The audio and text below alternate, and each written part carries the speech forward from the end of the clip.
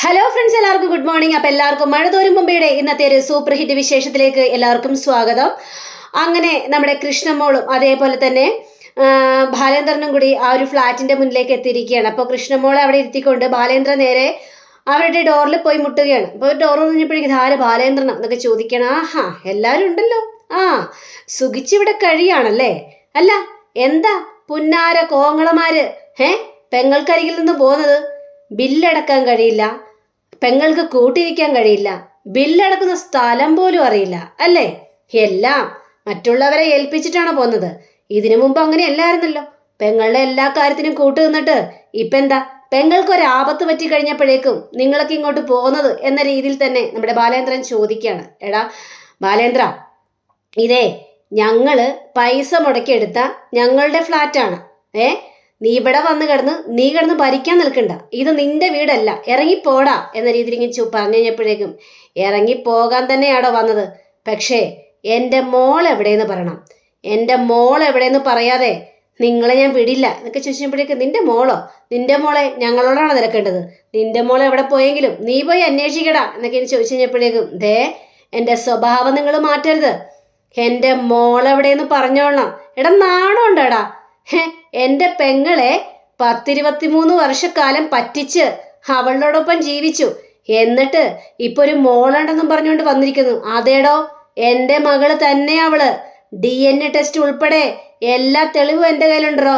DNA test നടത്തിയിട്ട് തന്നെയാ അവൾ എൻ്റെ മോളാണ് സ്ഥിരീകരിച്ചത്. എന്താടോ, അത്രയും പോരെ എന്നൊക്കെ ചോദിക്കുമ്പോൾ ബാലേന്ദ്ര കൂടുതൽ കളിക്കരുത്. നിനക്കെതിരെ കേസ് വരെയും കൊടുക്കാനായിട്ട് ഞാൻ തയ്യാറാണ് എന്ന് പറഞ്ഞപ്പോഴും കൊടുക്കണോ? താൻ കേസ് കൊടുക്ക്. കേസ് കൊടുക്കുമ്പോൾ എങ്ങോട്ടാണ് കേസ് പോകുന്നത് നമുക്കറിയാം. ഞാൻ വേണമെങ്കിലേ അതിനപ്പുറം പോയിരിക്കോടോ. താൻ കേസ് കൊടുക്ക്. പക്ഷേ എൻ്റെ മോൾക്ക് എന്തെങ്കിലും സംഭവിച്ചു കഴിഞ്ഞാൽ താൻ എൻ്റെ തനിക്കോണം മനസ്സിലാക്കും. അതുകൊണ്ട് എൻ്റെ മോൾ എവിടെയെന്ന് പറഞ്ഞോ എന്നൊക്കെ ചോദിച്ചപ്പോഴേക്കും ഇല്ലടോ, തൻ്റെ മോൾ എവിടെയാണെന്ന് ഞങ്ങൾക്കറിയില്ല, വേണമെങ്കിൽ കണ്ടുപിടിക്കേ. എൻ്റെ പെങ്ങളെയും പറ്റിച്ചുകൊണ്ട് അവൻ വിലസി നടക്കുന്നു. ഇതൊക്കെ കേട്ട് കഴിഞ്ഞപ്പോഴേക്കും ആഹാ കൊള്ളാലോ, എങ്കിലേ ഈ കഥയും കൂടി കേട്ടോ.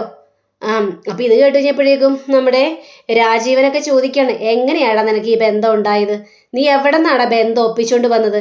കല്യാണത്തിന് മുമ്പ് ഏതോ ഒരു പെണ്ണിൻ്റെ ഒപ്പം കിടന്ന് പിഴപ്പിച്ചുണ്ടായ മകളെയും കൊണ്ട് വന്നിരിക്കുന്നു ഇപ്പം ഞങ്ങളുടെ കുടുംബത്തിലേക്ക് എന്നൊക്കെ ചോദിച്ചു കഴിഞ്ഞപ്പോഴേക്കും അതെ പറയാം. എൻ്റെ കഥ എങ്ങനെയാണെന്ന് നിങ്ങളോട് ഞാൻ പറഞ്ഞു തരട്ടെ. ആഗ്രയിലെ ഒരു ദിവസം ജോലിക്ക് പോയി ഒരു സ്ത്രീയെ.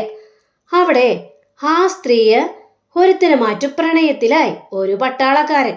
അങ്ങനെ പ്രണയത്തിലായി കഴിഞ്ഞ് അവളെ എവിടെയെന്ന് അന്വേഷിക്കാൻ വേണ്ടി വീട്ടുകാർ മുഴുവനും ആഗ്രയിലേക്ക് പോയി. അപ്പോഴാണ് വീട്ടുകാർ മനസ്സിലാക്കുന്നത് അവള് ഗർഭിണിയാണെന്ന്, പൂർണ്ണ ഗർഭിണിയാണെന്ന്. ഇത് കേട്ട് കഴിഞ്ഞപ്പോഴേക്കും ശിവൻ തലയും കുനിച്ച് നിൽക്കുകയാണ്. രാജീവൻ ഞെട്ടിപ്പോയൊരവസ്ഥയിൽ വല്ലാത്തൊരവസ്ഥയിൽ നിൽക്കുക. അപ്പോൾ നമ്മുടെ ബാലേന്ദ്രൻ കഥ തുടരുകയാണ്. പക്ഷേ അതിനുശേഷം ഏതോ ഒരു ഹോസ്പിറ്റലിൽ കൊണ്ടുപോയി അവളെ പ്രസവിപ്പിച്ചു. ആ കുഞ്ഞിനെ എവിടെയോ കൊണ്ടേ നശിപ്പിച്ചു.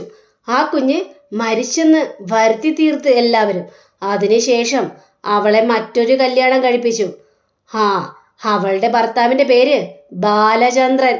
എങ്ങനെയുണ്ട് എൻ്റെ കഥ, കൊള്ളാവോ എന്ന് ചോദിക്കുമ്പോൾ രണ്ടുപേരും ഒരക്ഷരം മിണ്ടുന്നില്ല. എന്താ, ഇഷ്ടപ്പെട്ടില്ലേ കഥ?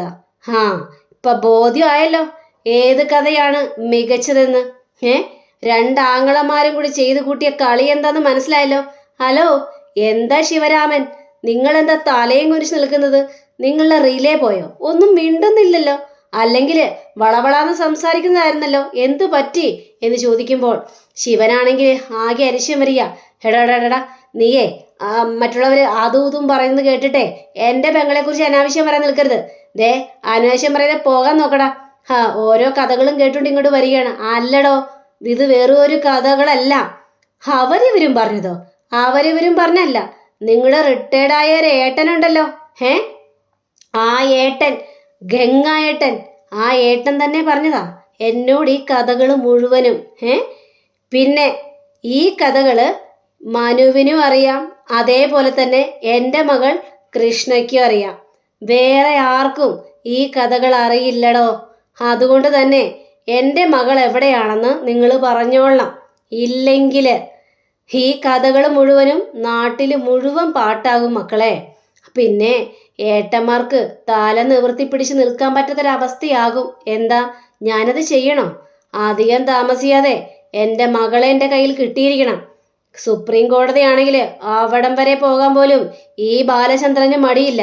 എന്താ, നിങ്ങൾക്കറിയാലോ ഈ ബാലേന്ദ്രന്റെ സ്വഭാവം എന്നൊക്കെ ഇങ്ങനെ സംസാരിച്ചുകൊണ്ട് ബാലേന്ദ്രൻ അവിടെ നിന്ന് ഇറങ്ങി പോവാ. ഇതൊക്കെ കേട്ട് കഴിഞ്ഞപ്പോഴേക്കും ആകെ തല പുകഞ്ഞൊരവസ്ഥ നിൽക്കുകയാണ് രാജീവനും അതേപോലെ തന്നെ ശിവനും. പിന്നീട് നമ്മുടെ ബാലചന്ദ്രൻ നേരെ കൃഷ്ണമോളായിട്ട് പോലീസ് സ്റ്റേഷൻ്റെ മുന്നിലേക്ക് ചെല്ലുകയാണ്. മോളെ, ഞാൻ ഈ പരാതി കൊണ്ട് സ്റ്റേഷനിൽ ഏൽപ്പിച്ചിട്ട് വരാം. മോളിവിടെ ഇരുന്നോളൂല്ലേ? ഞാൻ ഇരുന്നോളാം അച്ഛാ.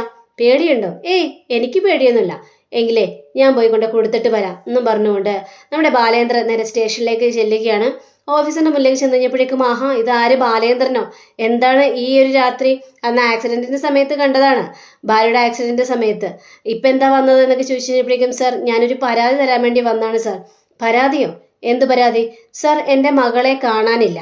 എൻ്റെ മകളെ എത്രയും പെട്ടെന്ന് അന്വേഷിക്കണം സാർ. ആ ഹോസ്പിറ്റലിൽ നിന്ന് മകൾ ഇറങ്ങിയെന്ന് മാത്രമേ അറിവുള്ളൂ. അതിനുശേഷം അവളെക്കുറിച്ച് യാതൊരു അറിവില്ല സാർ. എൻ്റെ മകളെ കണ്ടെത്താൻ വേണ്ടി നിങ്ങൾ പൂർണ്ണ ഉത്തരവാദിത്വം ഏറ്റെടുക്കണം. എൻ്റെ മകളെ എങ്ങനെയെങ്കിലും കണ്ടെത്തി തരണം. എടോ, തനിക്ക് ആരെങ്കിലും സംശയമുണ്ടോ എന്ന് ചോദിക്കുമ്പോൾ എൻ്റെ ഭാര്യ വീട്ടുകാർ തന്നെയാണ് എനിക്ക് സംശയം. അല്ല, അങ്ങനെ സംശയിക്കാനുള്ള കാരണം എന്താണ്? അത് വ്യക്തമാക്കി തന്നാൽ സാർ. എല്ലാം ഈ പേപ്പറിലുണ്ട് സാർ. ഈ പേപ്പർ വായിച്ചു നോക്കിയാൽ സാറിന് കാര്യങ്ങളെല്ലാം മനസ്സിലാവും. എന്തുകൊണ്ട്, എങ്ങനെ എന്നൊക്കെ സാറിന് വിശദമായിട്ട് മനസ്സിലാവും. ശരിയടോ, എങ്കിൽ ഞാൻ അന്വേഷിച്ചോളാം എന്ന് പറയാം. അങ്ങനെ പിന്നീട് കാണിക്കുന്നത് നമ്മുടെ ഗംഗേട്ടൻ നേരെ ആ ഫ്ലാറ്റിലേക്ക് വരികയാണ്. ഫ്ലാറ്റിലേക്ക് വന്ന് കഥ മുട്ടി കഴിഞ്ഞപ്പോഴേക്കും ഒരു കഥ ഉറക്കുകയാണ്. ആ, ഗംഗേട്ടൻ വന്നല്ലോ. ആ, നല്ല ആളാണ്. ഗംഗേട്ടൻ എന്താ ഒറ്റക്കാണോ? ചേട്ടത്തി ഇല്ലേ എന്നൊക്കെ ചോദിച്ചപ്പോഴേക്കും ഇല്ല. അവളവിടെ നിന്നു. അല്ല, ഗംഗേട്ടൻ എത്ര വൈകിയത്? ഡൽഹി വന്നിട്ട് എങ്ങനെ വന്നു എന്നൊക്കെ ചോദിച്ചപ്പോഴേക്കും ആ, ഞാനൊരു ടാക്സി പിടിച്ച് വരികയായിരുന്നു എന്ന രീതിയിലൂടെ പറയുകയാണ്. അല്ല, നിങ്ങളൊക്കെ എന്ത് ഭാവിച്ചാണ്? നിങ്ങൾക്ക് വേറെ ഒരു പണിയില്ലേ രാജീവ? നിങ്ങളൊക്കെ എന്തിനാണ് അവൻ്റെ മെക്കിട്ട് കയറാനായിട്ട് പോകുന്നത്? ബാലചന്ദ്രൻ്റെ മെക്കിട്ട് നിങ്ങൾ വരുത്തിക്കൂട്ടി വെക്കുന്നത് വലിയൊരു വിനയ തന്നെയാണ്. അത് നിങ്ങളൊന്ന് ആലോചിക്കണം. നിങ്ങൾക്ക് തന്നെ പ്രശ്നം ഉണ്ടാക്കി വെക്കുകയാണ്. പിന്നെ അവൻ പറയുന്നതിനെല്ലാം തലകുലുക്കി നിൽക്കണമെന്നോ? നമ്മുടെ പെങ്ങളെ മോശക്കാരിയാക്കാൻ വേണ്ടിയാണ് അവൻ ശ്രമിച്ചുകൊണ്ടിരിക്കുന്നത് എന്നൊക്കെ ഇങ്ങനെ പറയുമ്പോഴാണ് ഇതാ വരുന്നു ശിവനും. അപ്പോൾ ശിവൻ റൂമിലേക്ക് കയറി വന്നപ്പോഴേക്കും ആ, ഇതാര്, ഗംഗേട്ടനോ? നീ എവിടെ പോയിരുന്നു ശിവ? ഞാൻ കുറച്ച് മദ്യം അടിക്കാൻ വേണ്ടി പോയതാണ്, കുറച്ചൊന്ന് അടിച്ചിട്ടൊക്കെ വരാമെന്നൊക്കെ വെച്ചു ബാറിൽ പോയതാണ് എന്നൊക്കെ രീതിയിൽ സംസാരിക്കുക. അല്ല, നിനക്കൊക്കെ എന്താ പറ്റിയത്? നീ എന്തിനാണ് ഓരോരോ പ്രശ്നങ്ങൾക്ക് കയറി തലയിടാൻ വെക്കുന്നത് ചോദിച്ചപ്പോഴേക്കും പിന്നെ പ്രശ്നങ്ങൾ പറയണ്ടേ? അവളെ ചതിച്ച ബാലേന്ദ്രനെ വെറുതെ വിടണമെന്നാണോ പറയുന്നത്? ഇപ്പൊ ബാലേന്ദ്രൻ ഒരു കുഞ്ഞിനായിട്ടും വന്നിരിക്കുക. മകളെന്ന സ്ഥാനം എടുത്ത് കൊടുത്തോണ്ട് വന്നിരിക്കുകയാണ്. നാണമുണ്ടോ അയാൾക്ക്? പിന്നെ അതെല്ലാം പറഞ്ഞു കഴിഞ്ഞപ്പോഴല്ലേ ബാലേന്ദ്രന്റെ യഥാർത്ഥ മനസ്സിലിരിപ്പോൾ പുറത്തു വന്നത്. എനിക്കറിയായിരുന്നോ നിങ്ങളെല്ലാരും കൂടി ചേർന്ന് ബാലേന്ദ്രന്റെ മുന്നിൽ സത്യം പറഞ്ഞെന്ന്? ഗംഗേട്ടൻ എന്ത് പണിയാണ് കാണിച്ചത് എന്ന് ചോദിച്ചപ്പോഴേക്കും ഹോ, അത് ശരി. അപ്പോൾ ബാലേന്ദ്രൻ സത്യങ്ങളൊന്നും അറിഞ്ഞില്ലായിരുന്നെങ്കിൽ പെങ്ങളെ വെള്ളപൂശി വെച്ചാനായിരുന്നു അല്ലേ? വിശുദ്ധിയായിട്ട് വെച്ചാനായിരുന്നു അല്ലേ? നിങ്ങളൊക്കെ ചെയ്യുന്നതേ വളരെയേറെ മണ്ടത്തരമായ കാര്യമാണ്. എന്ത് മണ്ടത്തരം? ബാലേന്ദ്രനല്ലേ ചതിച്ചത്? ബാലേന്ദ്രൻ ഇപ്പോൾ ഒരു മകളില്ലേ? അങ്ങനെയാണെന്ന് വിചാരിച്ച് ഇപ്പം എന്താ കുഴപ്പം? എന്താ വൈജ ഇങ്ങനത്തെ പണികളൊന്നും ചെയ്തിട്ടില്ലേ? വൈജയും ബാലേന്ദ്രനെ ചതിച്ചതല്ലേ? വൈജയും പ്രസവിച്ചതല്ലേ എന്ന രീതിയിൽ പറയുമ്പോൾ അതെല്ലാം പറഞ്ഞത് ഗംഗേട്ടനല്ലേ. ഗംഗേട്ടൻ എന്തിനാ അവനോട് പറയാൻ പോയത്? എന്നിട്ട് ഞങ്ങളോടൊരു വാക്ക് പോലും പറഞ്ഞില്ല അവനോട് സത്യങ്ങളെല്ലാം അറിയാമെന്ന്. ഞങ്ങൾ സത്യങ്ങളൊന്നും അറിയാതെ ഇങ്ങനെ ആട്ടം ആടിക്കൊണ്ടിരുന്നു. അവൻ ഞങ്ങൾക്കിട്ട് നല്ല പണി തന്നെയാണ് തന്നുകൊണ്ടിരുന്നത്. എല്ലാം അറിഞ്ഞിട്ടും ഞങ്ങളെ വെച്ച് പൊറപ്പിക്കില്ലായിരുന്നു അവൻ. തോറ്റു തരുന്നുണ്ടോ അവൻ? അപ്പൊ അവന്റെ മനസ്സിൽ ഇതെല്ലാം ആയിരുന്നില്ലേ? ഞങ്ങൾക്ക് വലുതെല്ലാം അറിയായിരുന്നോ? ഇത് കേട്ടുകഴിഞ്ഞപ്പോഴും ഗംഗൻ എടാ, എനിക്ക് നിവൃത്തിയില്ലാത്തത് കൊണ്ട് ഞാൻ പറഞ്ഞതാ. അവനെ ഒരു ദിവസം അങ്ങോട്ട് വന്നിട്ട് ചോദിക്കുക, നിങ്ങളുടെ പെങ്ങള് 23 വർഷം മുമ്പ് ഒരാളെ സ്നേഹിച്ച് ഒരു കുഞ്ഞിനെ പ്രസവിച്ചിട്ടുണ്ടോന്ന്. അപ്പൊ പറയണമായിരുന്നു ഇല്ലെന്ന്. അതെല്ലാം നിഷേധിക്കണമായിരുന്നു ഗംഗേട്ടാ. അല്ലാതെ സ്വന്തം പെങ്ങളെ ഒറ്റിക്കൊടുക്കുകയല്ല വേണ്ടത്.